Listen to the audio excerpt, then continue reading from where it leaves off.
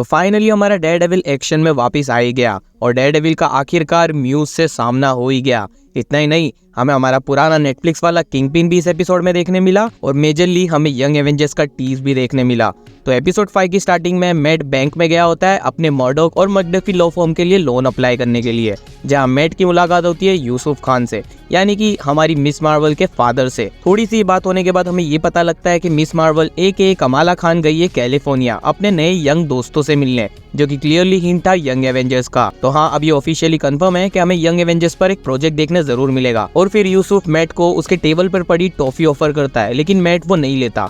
उसके बाद यूसुफ खान मैट को बताता है कि आपके लॉ फर्म ऐसे लोगों की मदद करता है जो कि अपनी फीस देने के लिए भी कैपेबल नहीं है, जिस वजह से आपका लॉ फर्म ये लोन के लिए अभी एलिजिबल नहीं हो पाएगा। जिसके बाद मैट वहां से चला जाता है। इतने में ही उसी बैंक में कुछ रॉबर्स आ जाते हैं रॉबरी करने के लिए, जो कि सबको एक ही जगह पर इकट्ठा करके उनको हॉस्टेजेस बना लेते हैं। पीछे से हमें पता लगता है कि वो लूका के गुंडे हैं। और अगर आपको याद ना हो तो मैं आपको बता दूं कि लूका वही है जिसे विल्सन ने 18 लाख की पेनल्टी चुकाने को कहा था पिछले एपिसोड में। तो लूका ने गुंडे उसी पैसों को अरेंजमेंट करने के लिए बैंक में रॉबरी करने के लिए भेज दिए। और वहां से जाते हुए मैट कॉल पर बात कर रहा होता है कि तभी उसे बैंक में से चिल्लाने की आवाज आती है। तभी वो बैंक में सामने से जाता है और वो खुद भी एक हॉस्टेज बन जाता है। और उन रॉबर्स का टीम लीडर पूछता है कि इस बैंक का आखिरकार मैनेजर कौन है, लेकिन कोई उसका आंसर नहीं करता है। देन बैंक में बाहर पुलिस भी आ जाती है। तभी वो टीम लीडर यूसुफ के पास आ जाता है और उसे कहता है कि तू यही काम करता है ना, चल बोल मैनेजर कौन है। लेकिन यूसुफ कहता है कि मैनेजर आज लीव पर है और उसे वो कहता है कि वो तो मैनेजर का असिस्टेंट है। जिस पर वो रॉबर कहता है कि अच्छा, यानी कि छोटा मैनेजर, तो अब बैंक का लॉकर अब तू ही खोलेगा। जिस पर यूसुफ लॉकर खोलने के लिए हाँ कह देता है, लेकिन यूसुफ को वो लॉकर का पासवर्ड ही नहीं पता था। फिर भी वो उसे झूठ बोल देता है, जो कि मैट को पता चल जाता है यूसुफ की धड़कनें सुनकर। जिस पर मैट उसे कहता है कि अगर वो तुम्हें नीचे लॉकर खोलने के लिए ले जाए तो बस बातें घुमाते रहना, हो सके उतना उनका टाइम वेस्ट करना। जिसके बाद बाहर डिटेक्टिव कीम आती है, जो कि बैंक के अंदर की सिचुएशन जानती है और अंदर के रॉबर्स से कांटेक्ट करने की ट्राई करती है। तभी उन रॉबर्स का जो लीडर होता है वो उससे नेगोशिएशन करते हुए कहता है कि उसे 3 स्वेट की गाड़ियां चाहिए यहाँ से वापस जाने के लिए। जिस पर डिटेक्टिव कीम कहती है कि मैं अरेंज करती हूँ, लेकिन उससे पहले तुम्हें अंदर से किसी भी 2 होस्टेजेस को छोड़ना पड़ेगा। जिस पर वो रॉबर एग्री कर जाता है, जो कि सब कुछ मैट सुन रहा था। देन एज एक्सपेक्टेड वो रॉबर किसी भी 2 होस्टेजेस को बाहर निकालने के लिए आता है। तो वहाँ वो पहले एक लड़की को उठाता है, देन वो मैट को उठाता है। लेकिन तभी वो लड़की कहती है कि मेरे साथ मेरे हस्बैंड भी है, प्लीज उन्हें भी जाने दो उसके साथ। तभी मैट कहता है कि एक काम करो, मेरी जगह उसके हस्बैंड को तुम जाने दो। जिस पर वो रॉबर मना करता है। देन मैट उसे कहता है कि मैं अंधा हूँ, ये बात का मुझ पर तरस मत खाओ, उसे जाने दो। तभी वो रॉबर को लगता है कि एक अंधा आखिरकार क्या ही कर लेगा, तो वो उन दोनों हस्बैंड वाइफ को वहां से जाने देता है। जिसके बाद वो यूसुफ को नीचे बैंक लॉकर खोलने के लिए ले जाता है। तभी हमें पता लगता है कि वहाँ 2 होस्टेजेस बात कर रहे होते हैं कि ये बैंक में पैसा है ही नहीं, ये बैंक में सिर्फ सेफ डिपॉजिट वॉल्ट्स है जिसमें लोगों के कुछ सामान होंगे, उसके अलावा कुछ भी नहीं।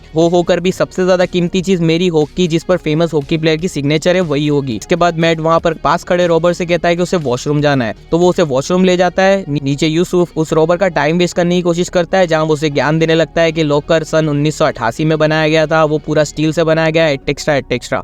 जिस पर उस रॉबर को गुस्सा आ जाता है। जिसके बाद यूसुफ वो लॉकर खोलने की ट्राई करता है और फिर बीच रास्ते में सीढ़ियों पर मैट रॉबर से फाइट करने लग जाता है, जो कि अगेन बहुत ही शानदार फाइट थी। और वो एक्शन सीक्वेंसेस की खास बात ये थी कि वो बहुत ही साइलेंटली उसे मार रहा था।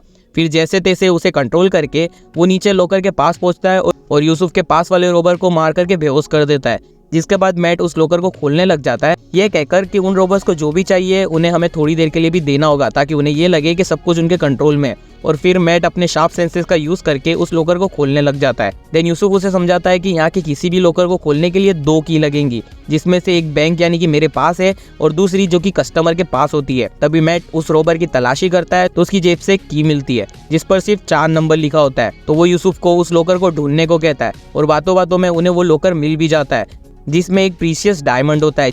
देन बाहर स्वेट की टीम से अब इंतजार नहीं होता और वो बैंक में अब घुसने का डिसीजन लेते हैं, जो कि मैट को सुनाई दे जाता है। देन मैट एंड यूसुफ ऊपर जाते हैं और मैट उन रॉबर्स के लीडर को उनको जो चाहिए था वो डायमंड दिखाता है और उसे पता होता है कि अब स्वेट की टीम अंदर आने वाली है, तो वो उस रॉबर का ध्यान हटाने के लिए उसकी तरफ वो डायमंड फेंक देता है। तभी स्वेट की टीम अंदर आ जाती है और सारे रॉबर्स को वो अरेस्ट करने लग जाती है। लेकिन जो लीडर होता है वो बैंक ऑफिस में जाकर के अपना हुलिया बदलकर एक पुलिस ऑफिसर बन जाता है और वहां से निकलने लग जाता है। जाते जाते हमें ये भी पता लगता है कि उन सारे हॉस्टेजेस में एक हॉस्टेज रॉबर से मिली हुई होती है और लीडर उस डायमंड को उस लड़की को देकर के कहता है कि इसे लूका को दे देना, जो कि सब कुछ मैट को सुनाई दे रहा था और वो उन दोनों की चलने की आवाज को भी सेंस कर लेता है। देन वो उस रॉबर के लीडर का पीछा करने लग जाता है और फिर मास्क पहनकर उस पर अटैक कर देता है और इतना ही नहीं, वो उसका पैर तक तोड़ देता है, जो कि मूवमेंट।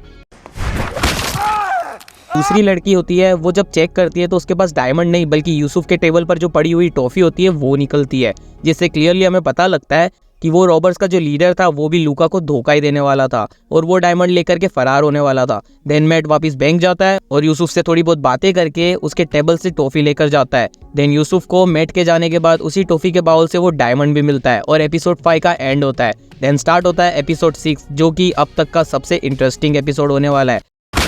स्टार्टिंग में ही डॉक के किनारे एक साफ सफाई करने वाले को एक बॉडी मिलती है, जो कि किसी और की बॉडी नहीं थी बल्कि पिछले एपिसोड में म्यूज जिसे टॉर्चर कर रहा था उसी की बॉडी होती है। और इतना ही नहीं, उसकी बॉडी में थोड़ा भी अब ब्लड नहीं बचा, यानी कि सारा ब्लड खींच लिया गया था। फिर दूसरी तरफ साफ सफाई करने वाला एक बिल्डिंग पर जो ग्रेफिटी बनी होती है उसे साफ करने चढ़ता है, लेकिन वो बिल्कुल भी साफ ही नहीं हो पा रही थी। उसके बाद लूका विल्सन को उसकी ऑफिस मिलने पहुंचता है और लूका विल्सन से बदतमीजी करता है और उसे कहता है कि ये हम लोगों का मैटर है, तो विल्सन तू इस सब चीज से दूर ही रहे और अपनी चमचागिरी जो मेयर बन के तू कर रहा है वो चुपचाप तू करता रहे। जिसके बाद विल्सन उसे कहता है कि पहले तो तुम्हें 18 लाख देने थे, लेकिन अब उसकी जगह पे तुम 28 लाख दोगे, यानी कि 10 लाख ज्यादा, वो भी मुझसे बदतमीजी करने की वजह से, और अगली बार से मुझे मेयर फिस्क बोलना। जिसके बाद वही साफ सफाई करने वाला कर्मचारी विल्सन को मिलना आता है और वो कहता है कि वो जो जगह जगह पर ग्रेफिटीज लगी हुई है वो साफ ही नहीं हो पा रही है। हमने सब कुछ ट्राई करके देख लिया लेकिन वो साफ ही नहीं हो पा रहा है, क्योंकि वो ग्रेफिटीज सिर्फ कलर की नहीं बनी है, उन कलर्स में रियल ह्यूमन की बॉडी का ब्लड है। जिस पर विल्सन पैनिक हो जाता है। फिर मैट को मिलने वहाँ व्हाइट टाइगर की भतीजी एंजेलिना आई होती है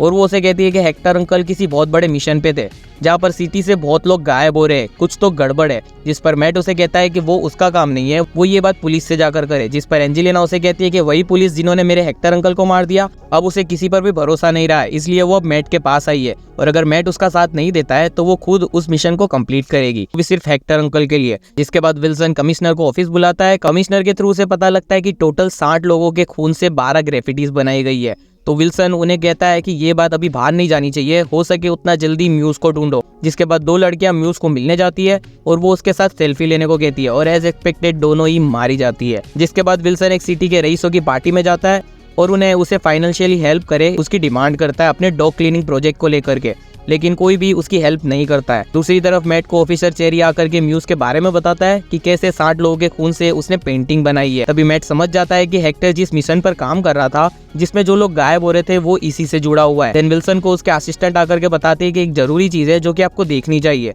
जिसके बाद विल्सन उस पार्टी से चला जाता है और उसे देखने मिलता है कि उन दोनों लड़कियों को मार करके म्यूज ने ओपन चैलेंज दिया है पुलिस को। दूसरे दिन विल्सन कमिश्नर को बुलवा करके कुछ ऑफिसर्स की लिस्ट देता है उसे, जो कि सारे करप्ट और गुंडे टाइप के ऑफिसर्स थे, और वो उन लोगों की एक स्पेशल फोर्स बनाता है एंटी विजिलेंटिस टीम के नाम से, और वो उन सारे ऑफिसर्स को मिलने भी जाता है और उनमें जोश भर के उन्हें मोटिवेट भी करता है। दूसरी तरफ रात में हेक्टर की जो भतीजी एंजेलिना है वो म्यूज के वो क्यू वाले सबवे पर जाती है और एज एक्सपेक्टेड म्यूज उसे भी पकड़ लेता है। तभी मैट भी उस क्यू सबवे के बारे में रिसर्च ही कर रहा होता है कि उसे हेक्टर की वाइफ का कॉल आता है कि एंजेलिना गायब है। तब मैट समझ जाता है और फिर वो पुलिस को कॉल करता है, लेकिन फिर वो कॉल काट देता है और खुद डेयरडेविल बन करके निकलता है। देन म्यूज एंजेलिना की बॉडी से खून निकालना स्टार्ट करता है। दूसरी तरफ विल्सन वापस से एडम वाले सीक्रेट रूम में जाता है एक कुल्हाड़ी लेकर के, और वो एडम से कहता है कि वेनेसा बहुत ही खुश होगी अगर वो तुम्हें छोड़ देगा, लेकिन जो कि बहुत ही मुश्किल है। इतना ही कहकर वो उस कुल्हाड़ी को एडम की तरफ फेंकता है कि आ जाओ। दूसरी तरफ म्यूज को आवाज आती है कि बाहर कोई तो है और वो बाहर देखने निकलता है। तभी एक ट्रेन के पीछे से डेयरडेविल भागता हुआ आता है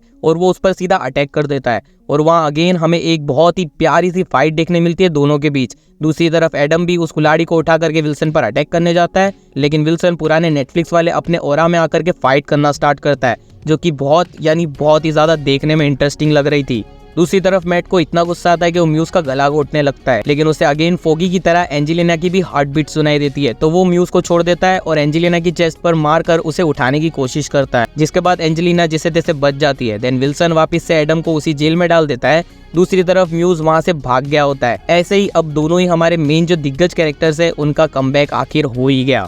तो वेल सुपर फैंस, आपको कैसे लगे दोनों एपिसोड हमें कमेंट में जरूर से शेयर करें। एंड हाँ, हमारी एक्सप्लेनेशन आपको कैसी लगी वो भी जरूर से कमेंट में बताएं।